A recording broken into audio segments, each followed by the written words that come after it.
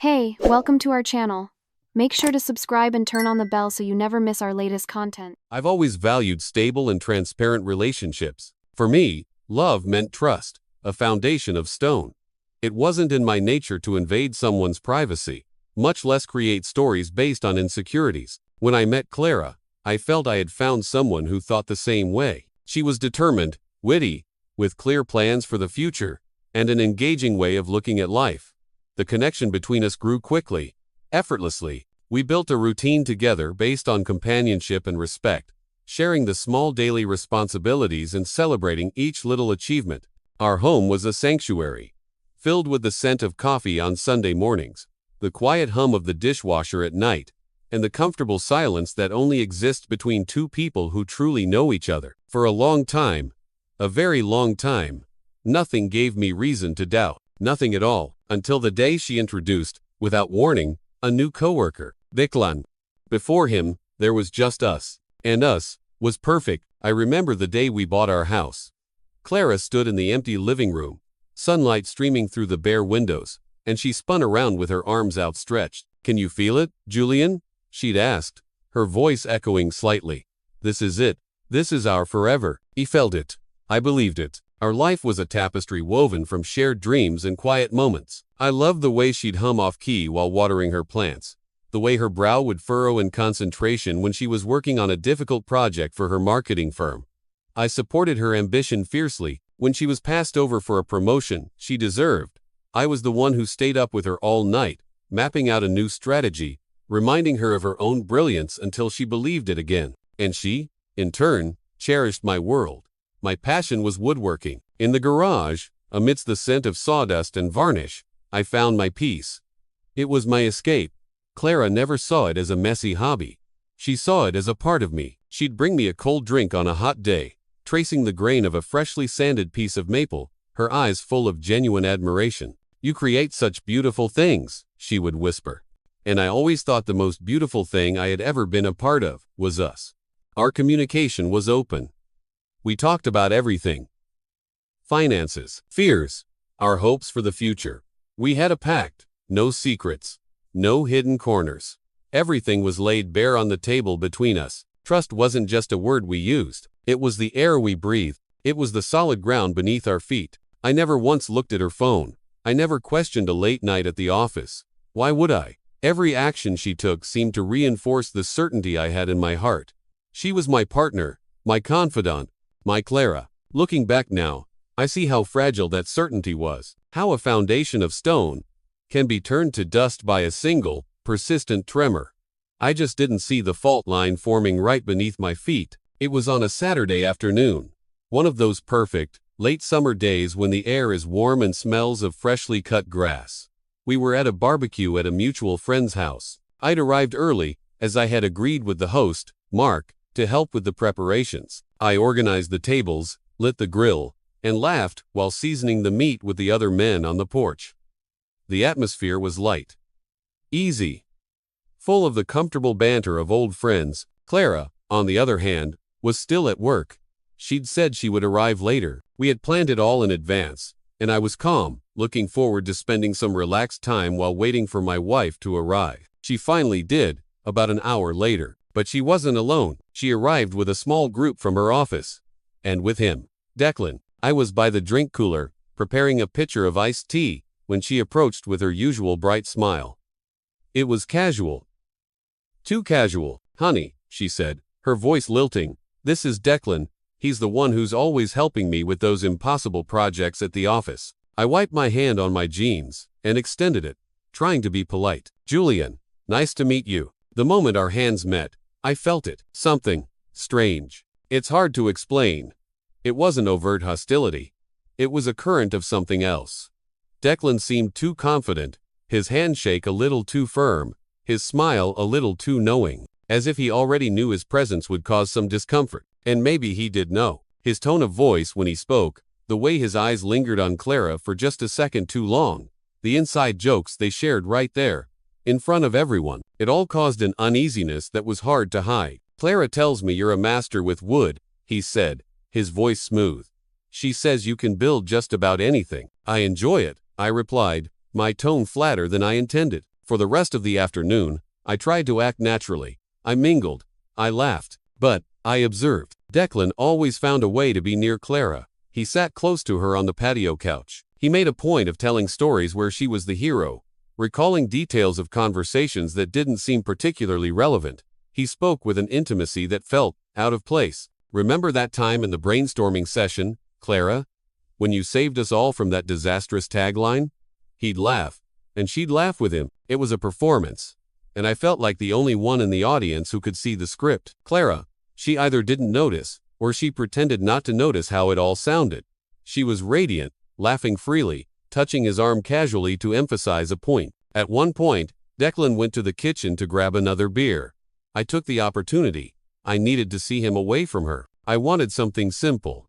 To look the guy in the eye, and perhaps understand why his presence bothered me so much. I followed him in. He turned around from the fridge, a bottle in his hand, and gave me an almost mocking smile. "Everything all right, Julian?" he asked. "Clara talks about you a lot at the office. Says you're the steady one." The way he said steady, it felt like an insult, like another word for boring. I didn't rise to the bait. "Is that so?" I responded in a dry tone, maintaining my gaze. Then I left the kitchen without prolonging the conversation. But inside, something had already changed. That perfect, solid foundation, it had just sustained its first crack, and I had a terrible feeling that it was only the beginning. From that day on, I began to notice things.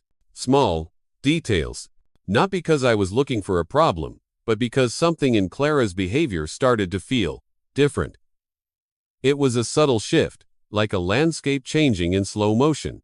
And the main point of imbalance was always the same name, Declan. During casual dinners, Clara would talk about how productive he was, how creative, how he had saved a project at the last minute. His name peppered her stories about work until he felt less like a colleague and more like a main character. Once, we were watching a movie, and her phone buzzed on the coffee table. She picked it up, a small smile playing on her lips as she typed. "Who's that?" I asked, trying to sound casual. "Oh, just Declan. We're hashing out an idea for the Monday meeting. At 10 p.m. on a Friday." The excuses were always plausible, always professional, but the frequency, the late hours, it started to build a wall between us. One evening, we argued. It was the first real argument we'd had in years. I asked her a direct question. "Are you sure he's just a coworker, Clara?" The question hung in the air, heavy and ugly. She didn't get angry. She didn't get defensive. She laughed, a light, dismissive sound, as if I had just asked the most absurd thing in the world. "Julian, don't be ridiculous," she said, her tone light. "Declan is just a friend from work. You're overthinking this." But that seemingly calm response left a bitter taste. Because when someone chooses to laugh instead of answering clearly, something is usually being hidden. Despite my unease, I tried to continue with life as normal. I worked. I took care of the house. I made plans with her, but I could no longer see her in the same way. Every laugh on the phone, every message she said was from work, every time she left for extended meetings with the team, it all started to weigh heavily. The relationship that once felt so light had become a constant exercise in self-control. I avoided asking too many questions because I knew how insecure it could sound, and I never, ever wanted to be that kind of man. The jealous husband, the suspicious partner. It went against everything I believed in. But inside, I was silently falling apart. The trust I had given so freely was now a flickering flame, and I was desperately trying to shield it from a wind I couldn't see. I would lie in bed at night, next to her, and feel a chasm between us. She would be sleeping peacefully, while I stared at the ceiling, my mind racing, replaying conversations, analyzing expressions. I was living in a state of quiet torment, trying to believe the woman I loved, while my own intuition was screaming that I was a fool. The erosion was slow, painful, and utterly silent. The definitive moment, the point of no return, it didn't come with a shout. It came during an ordinary breakfast. The sunlight was streaming into our kitchen, just as it had 1,000 times before. I was drinking my coffee, reading the news on my tablet. The scene was deceptively normal. Clara was buttering a piece of toast when she mentioned it, casually. "Oh, there's a company integration trip coming up to a resort by the lake." I looked up from my tablet. "She said it's for the whole weekend," she continued, not meeting my eyes. "Several coworkers are going. I already confirmed I'll be there. My heart started beating a slow, heavy rhythm. I kept my voice even. Who else is going? She named a few people, names I vaguely recognized. And then, as if it were an afterthought, she added it. Oh, and Declan's going too, of course. He's organizing part of it. That was enough. That was it. All the small doubts, the late-night texts, the dismissive laughs, they all coalesced into a single, hard point of certainty in my mind. I took a deep breath, without changing my tone, without irony or attack. I simply said it. If you go, then don't come back. She looked at me then, for a few long seconds, surprised. Her mouth opened slightly. She tried to brush it off as a joke, a flash of jealousy. Julian, are you being dramatic? It's a work trip. I remained silent. I just looked at her. It was as if all the pieces had finally fallen into place in my mind. There was no more confusion, no more self-doubt. There was only this line in the sand. It no longer mattered whether there was proof, whether she admitted or denied anything. The trust, which had once been as solid as stone, was now dust. And when that kind of ruin happens, no argument can sustain what has been destroyed. Trying a different tactic, she softened her voice. She looked into my eyes, trying to find the man she knew, the man who always believed her. I have always been loyal, Julian, she said, her voice trembling with a mix of hurt and frustration. I have never given you a real reason to distrust me. I've always been here, present, sincere, transparent. I've never hidden anything from you. So why are you looking at me now as if I'm a stranger? I just looked at her, and again, I said the words, calmly, finally. If you go, then don't come back. Her face hardened. The performance was over. She saw the finality in my eyes. She looked away, muttering something like, "Fine. It's your choice." And she left the table. I just stayed there, staring at my plate without appetite, my chest filled with a growing, hollow emptiness. That morning, I realized that sometimes a single, clear boundary is the only thing that can save you from drowning. She went. On Friday morning, she packed her small suitcase. Light clothes, a pair of sandals, the sunscreen she kept aside for trips.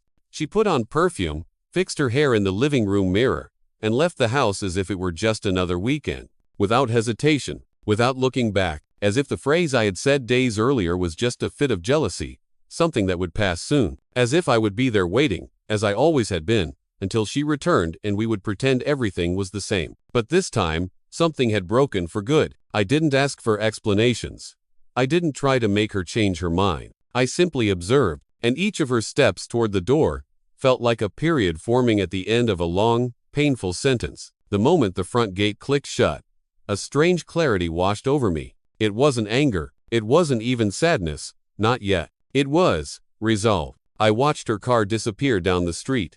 Then, I picked up my phone. I didn't scroll through our old photos. I didn't call a friend to vent. I opened the browser, and I typed, "Private detective plus name of the city where the resort was located." Among the results, I chose one of the highest rated ones, with an office just a few miles from where her work group would spend the weekend. I called immediately. The voice on the other end was calm, professional. I explained the essentials.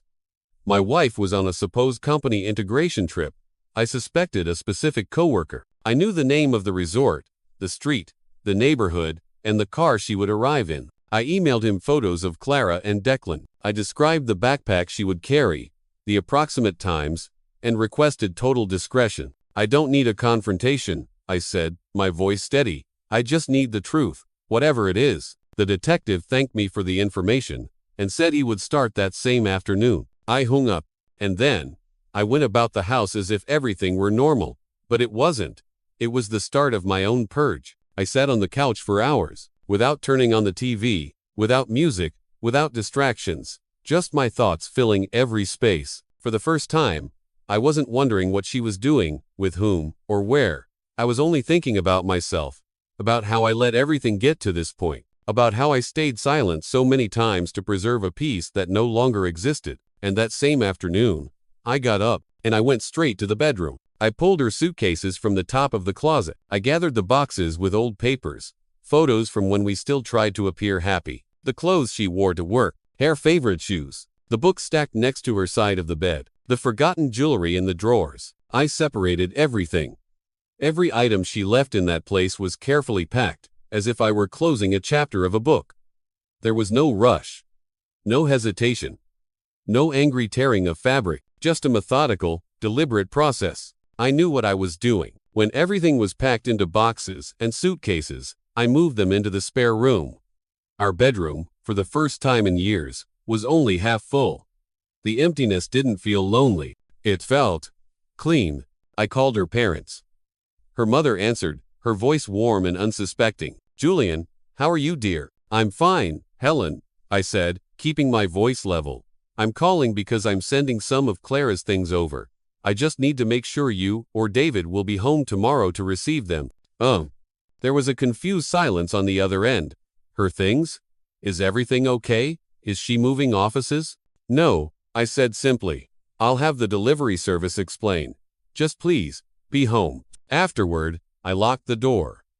I went to the digital lock on our front door and entered a new code. I canceled the access permissions for our old shared bank account, transferring exactly half of the balance to her personal account. I changed the alarm code. I deleted the photos of us from my phone. I updated the passwords for the streaming services that had once been shared for convenience. With each small adjustment, I felt like I was reclaiming a piece of myself, a piece that had been lost in the fog of doubt and anxiety. And as painful as it was, a lightness was growing alongside it. That night, I slept without remorse. For the first time in months, I truly rested.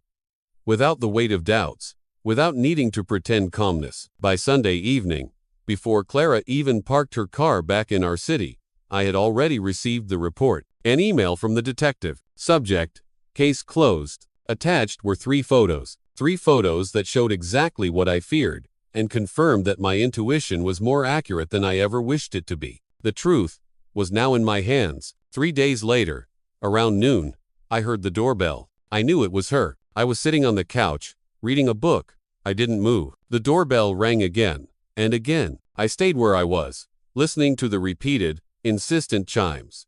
Then, the knocks began. Sharp, impatient. Sarah insisted for nearly 10 minutes. I heard the muffled sound of her phone ringing from outside. She tried calling. She sent messages. She left voice notes, all ignored. Through the window, I saw her walk to the mailbox. I saw her pull out the delivery notice stuck to the door. Delivery completed. Items delivered as requested. Her parents' names were signed below. I watched as the realization dawned on her face, the confusion turning to shock, then to anger. She realized then that I had done everything in advance, that it wasn't a bluff. She tried to peek through the crack in the window, but everything inside seemed silent. Even the neighbor's dogs stopped barking, as if respecting the silence of my decision. Clara sat on the front step and waited for almost an hour. She sent more messages. This time, the tone was different, more subdued. "Julian, let's talk. You're overreacting. I just went on a company retreat. Nothing happened." But by then, none of it mattered. The justifications came too late and felt empty. I remained silent. In that house, the door was locked from the outside, but what was truly inaccessible was my heart. After a while, she left. She walked away without dignity, without answers, with the bitter feeling that this time, she had lost control of the narrative. I got up from the couch, went to the door, and looked through the peephole. I saw the gate close behind her. I leaned my forehead against the cold wood and stayed there for a few seconds. The silence of the house was an exact reflection of what I felt. An end. A void. A liberation. The next day, the doorbell rang again. This time, when I looked through the peephole, I saw her mother, Helen. Her expression was a mixture of concern and indignation. I hesitated for a second, but I opened the gate. She had been kind to me for years. She deserved a conversation, even if Clara didn't. I let her in, gestured toward the couch, and remained standing, observing. She sat with the posture of someone who had rehearsed every word. "Julian," she began, her voice tight, "I have always respected you. Always. I never imagined you would do something so extreme. You love my daughter. You've always loved her. And now, out of nowhere, you throw everything away like this? Send her away as if she were trash?" She took a breath, her anger building. "I understand you might have been angry about her traveling for work, but this was too much. You should have at the very least listened to what she had to say. She told me you just kicked her out for no reason." I listened to everything in silence. I crossed my arms, my expression calm. When she finished speaking, I didn't counter any of her points. I didn't defend myself. I simply turned, went to a drawer in the living room cabinet, and pulled out a plain brown envelope. I handed it to her with the same serenity as offering a glass of water. She looked at the envelope, confused. "What's this?" she asked. I simply said, "The truth." With trembling hands, Helen opened the envelope. She pulled out 3 matte-finish printed photos. In the first, Clara and Declan were walking side by side, holding hands on a grassy stretch far from the central area of the resort. In the second, they were sitting on a wooden bench, talking too closely, his head resting on her shoulder. And in the third, under the shade of a distant tree, they were kissing. It wasn't a rushed kiss, nor a peck that could be mistaken for a friendly gesture. It was intimate, clear, definitive. Helen stared at them for a long time. She didn't say a word. Her face, once flushed with anger, turned pale. Her eyes began to glisten, but not with anger, with disappointment. Finally, she closed the envelope carefully, as if sealing a secret she never wanted to uncover. She looked up at me, her expression a mix of shame and a newfound respect. "You will always be welcome in our home, Julian," she said, her voice barely a whisper.